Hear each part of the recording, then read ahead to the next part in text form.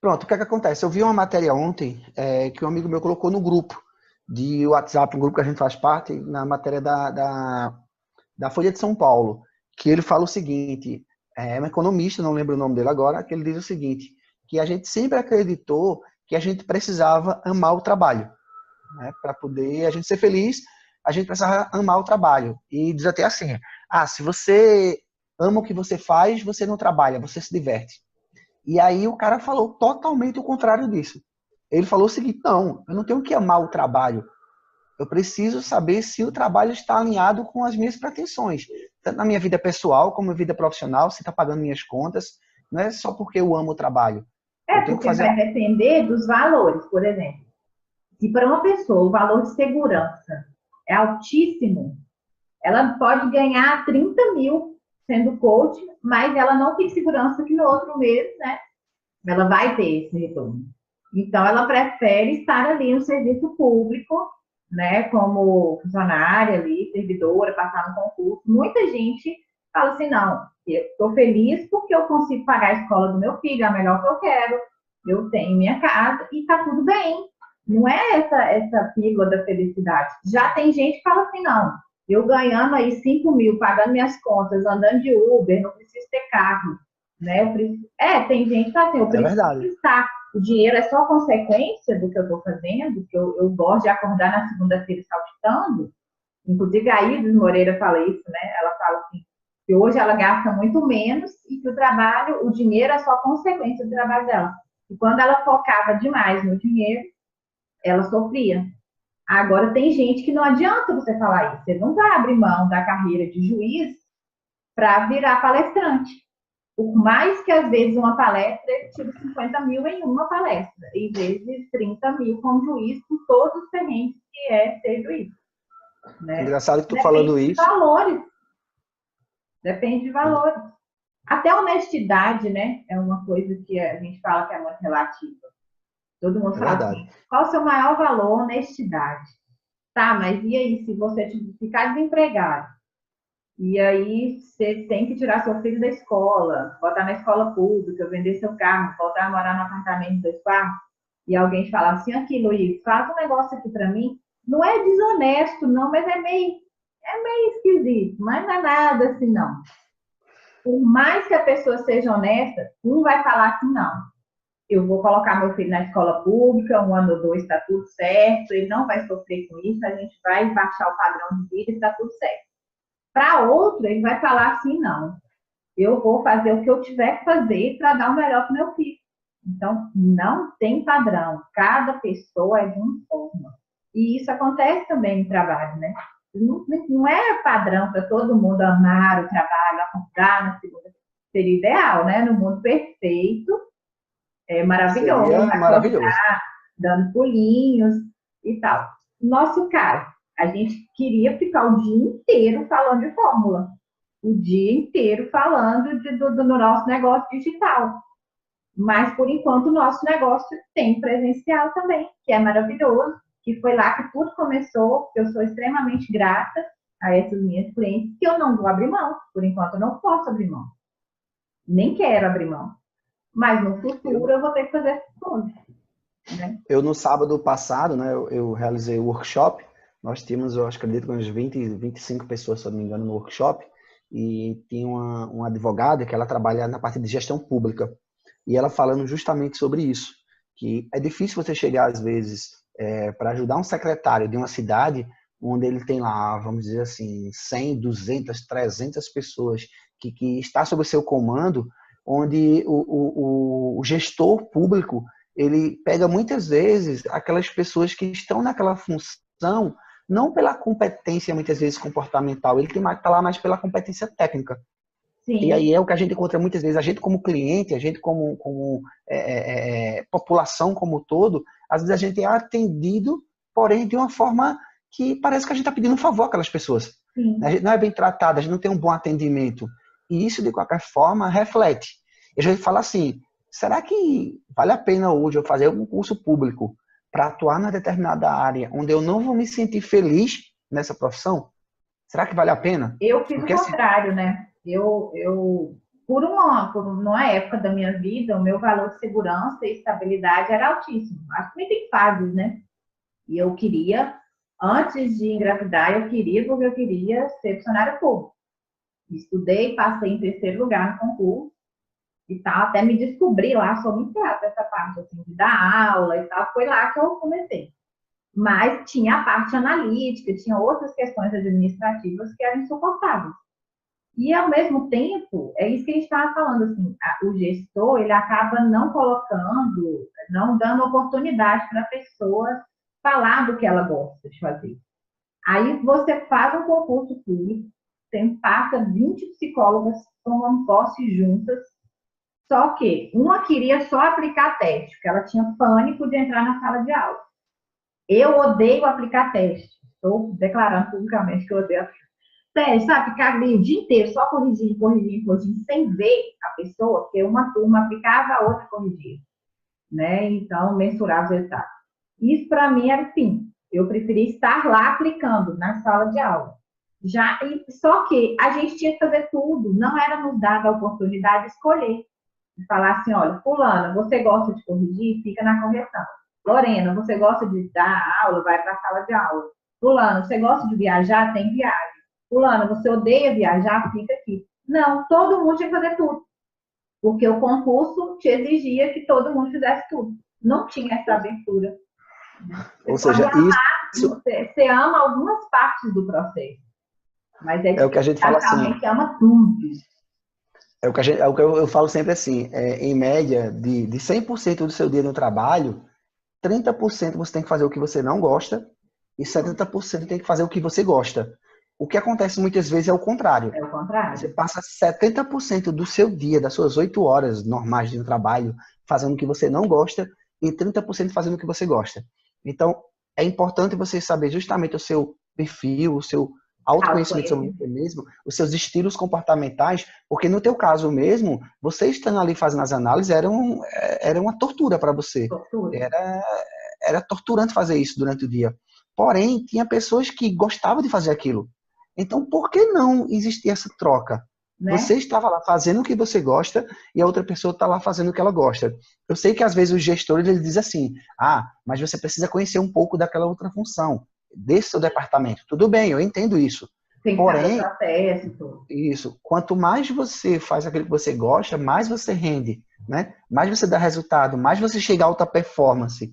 Exatamente. E quanto mais você se distancia do que você gosta, mais aquele dia vai ficando demorado. E acaba com a sua performance, né? Acabou. Você não consegue colocar em prática aquilo que você tem de bom. Exatamente. Aí quando você sai daquele ambiente, pode ser uma pessoa que seja sua melhor amiga. Você estoura no primeiro dia que aparece. E aí, às vezes você chega em casa estressado. Não custa. Assim, custa, né? Mas o custo é muito baixo. Imagina aí, você faz uma ferramenta dessa, um dia. Que é uma coisa que o resultado sai rápido, tem um valor muito tranquilo, né, para a empresa ou até para a própria pessoa que descobrir ali. Não depende de terceiras, quartas análises para poder ter um norte do perfil. E no outro dia você já pode virar para o seu gestor ou ele virar e falar assim, Lorena, o seu perfil realmente é mais para estar ali na frente, dando treinamento, eu posso te colocar para dar palestra, para fazer treinamento. E fulano ali não gosta, não tem jeito. Então, vamos fazer isso. Uma passa para a outra, tem que fazer, para, no caso, né, de uma decisão. Mas, vamos organizar isso aqui. Quem tem ódio de dar aula? Não precisa dar aula. Para que você vai exigir? A aula da pessoa vai ser péssima. Se não tivesse quem fizesse, né? Mas... Se não tivesse... E o que é que acontece com isso? Na primeira oportunidade, eu sempre falo o seguinte, quando você faz algo que você não gosta, por mais que você precise, por mais... que você necessita muito tempo. A primeira oportunidade que você tem, você corre. Você vai buscar uma nova oportunidade. Como psicóloga de RH, acontecia outra coisa também. A pessoa entra. Aí você entrou com essa necessidade lá em 2013, você tinha necessidade de segurança, então assim, estava desempregado, a primeira coisa que apareceu, topou. Só que você vai evoluindo. Aí em 2014 você já não estava tão apertado assim. Você já começa, né, a escalar aquela pirâmide de massa. Primeiro você está na necessidade fisiológica, pagar as contas. Depois você já vai querer uma realização profissional, um status e tal. Então, o gestor tem que entender que a pessoa caminha na vida. A pessoa muda. Ela também cresce, né? Ela Assim cresce, como a empresa ela cresce. vira pai, vira mãe, termina Quer a um carro, quer uma faculdade, casa, quer viajar final de ano e fazer né? uma Ler um viagem livro. nas férias. Um livro que a gente lê já faz uma diferença na vida, na carreira. Então, essa pessoa, ela começa, assim, por mais que ela lá em 2013 entrou e o salário dela acompanhou, não está defasado nada, talvez ela já desenvolveu outras coisas que podem ser aproveitadas. Mas os gestores ainda, né, muitas empresas ainda estão assim, fulano é ótimo nisso que ele faz. E aí mantém a coitada da pessoa o resto da vida naquela função.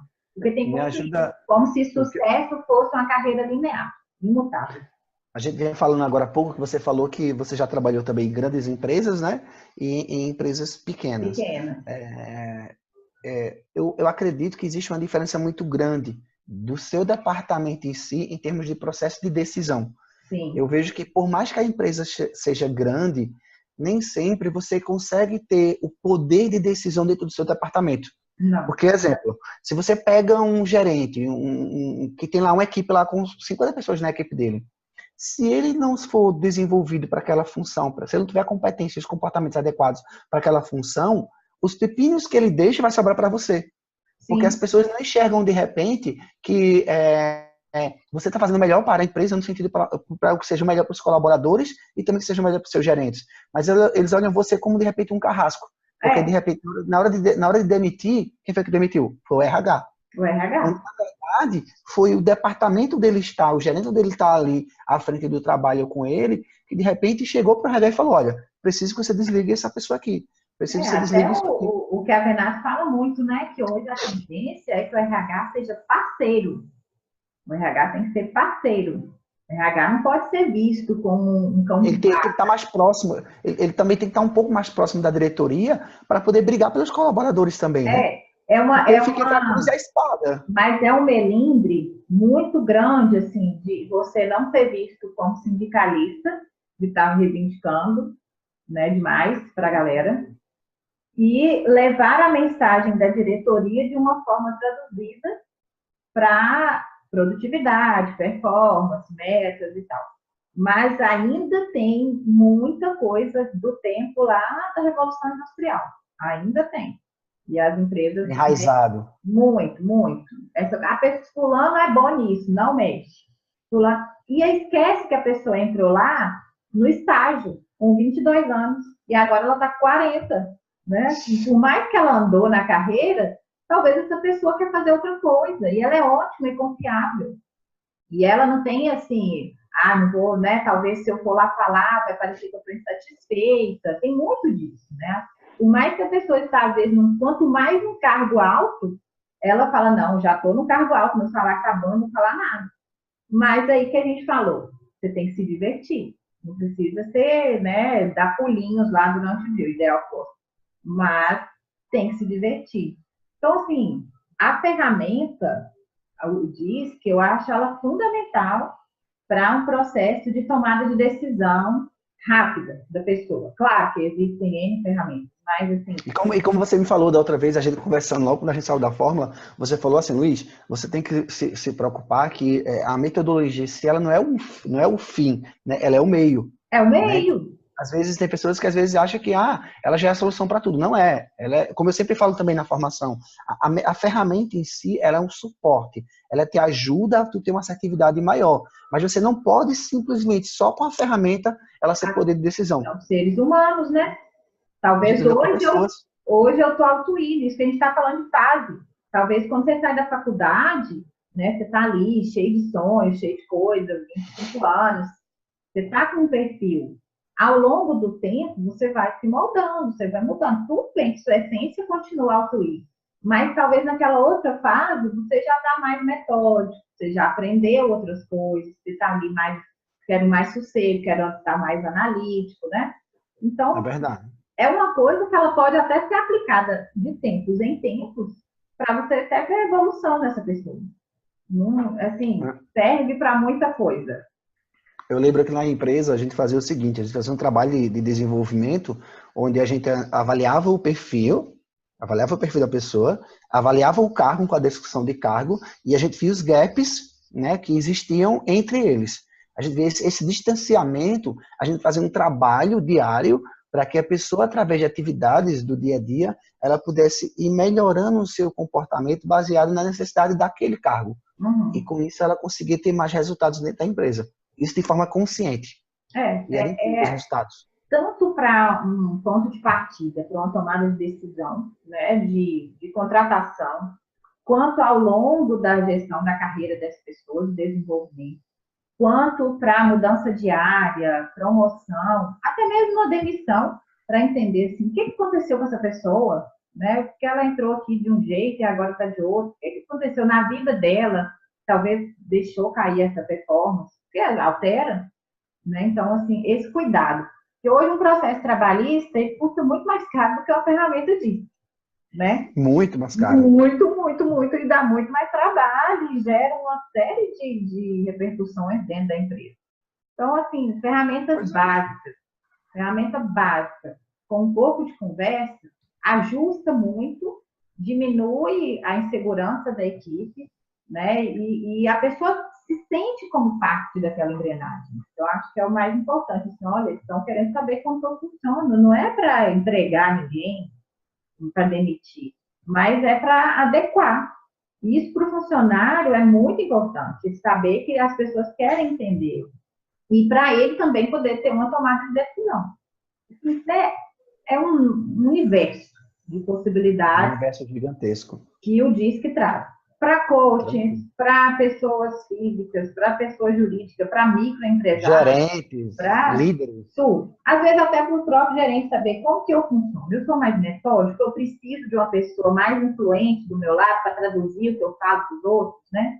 Porque às vezes Como é que ele vai ajudar os seus liderados, né? Se ele não porque se... às vezes o líder é muito bom, mas ele é metódico. Ele não é comunicador. Então, ele tendo ali um sublíder, não sei como que a gente chamaria, um porta-voz, né, de equipe. Então, é importante, autoconhecimento a gente sabe que é a chave, né? Mas as pessoas ainda têm muito essa dificuldade de aceitar, fica muito parecendo que é só a ferramenta, ela é só para excluir num processo seletivo. Ah, esse aqui não, esse aqui sim. E ela é muito mais que isso. Eu acho que é isso. É É verdade. muito maravilhosa Então, também, quando você tem aí um volume enorme, né, de contratações a fazer, um tempo curto, principalmente para temporário de final de ano, às vezes, né, você tem um volume grande para contratar muita gente, também dá, porque a pessoa vai ter uma ferramenta rápida, no norte ali, para saber pelo menos o básico. Mas depois disso, ela se mantém. Muito, muito, muito, muito mesmo. Então, bom. é um caminho. Então, vamos embora. Vamos correr. Obrigado Vamos. mesmo pela força que tu me deu. Me deu bastante dicas aí. Eu acho que eu estou vindo para te confundir mais. Não, cada vez que eu converso, cada vez que eu falo com as pessoas, mais eu aprendo, mais eu vou começando a encontrar meios. Mas Então, essa conversa contigo hoje já me deu algumas luzes, já começou entrar por uma linha, até que minha esposa já tinha até falado sobre isso também. Luiz, faz um semente com a ferramenta em si, esquece um pouco a formação, esquece um pouco ali a formação. Ajuda pessoas ali na base, que o é um valor ponto de pequeno. entrada. De repente, aquelas pessoas ali que vai, de repente, despertar o interesse em conhecer mais, né? Indicar, em verificar. Até porque eu já apliquei muito ela em processo de coaching, às vezes, em uma sessão única com a pessoa. Às vezes, a pessoa sabia que eu tenho material e queria fazer uma sessão comigo só com aquele material. Uma sessão única apenas com a devolutiva de análise comportamental. E era incrível o resultado que as pessoas tinham e o resultado que elas conseguiam levar adiante na vida delas. Porque, igual eu te falei, assim, eu como psicólogo, eu consigo visualizar isso na minha prática clínica, né? Com algumas conversas, alguns encontros, até atitudes que as empreendedoras têm, as minhas clientes, eu já consigo entender se ela é mais metódica, se ela é mais executora. Mas só eu falar, às vezes, não dá. Quando a pessoa visualiza isso, quando ela tem um gráfico, quando ela preencheu, quando ela parou para responder aquelas frases ou aqueles adjetivos, ela tem uma transformação interna. né? E aí, para ela começar a entender, para ela entrar, mergulhar na mentoria, para ela mergulhar no processo de coach, para ela mergulhar nesse novo universo, tem hora que tem gente que precisa do tangível. Não adianta, assim, de um papo, pode vir aqui o Tony Robbins falar com ela, que ela vai falar, não sei ainda. Né? Então, tem gente que precisa do tangível, e eu disse daí. Maravilhoso. Então, Tranquilo. vamos ver. Obrigado mesmo aí. E a gente vai Massa. marcar aí, vamos Nós vamos marcar outros treinos aí lapidando pra gente esse poder fazer diamante. material e divulgar para o pessoal. E esse diamante aí tem muita coisa Tranquilo. para lapidar ainda. É muita coisa.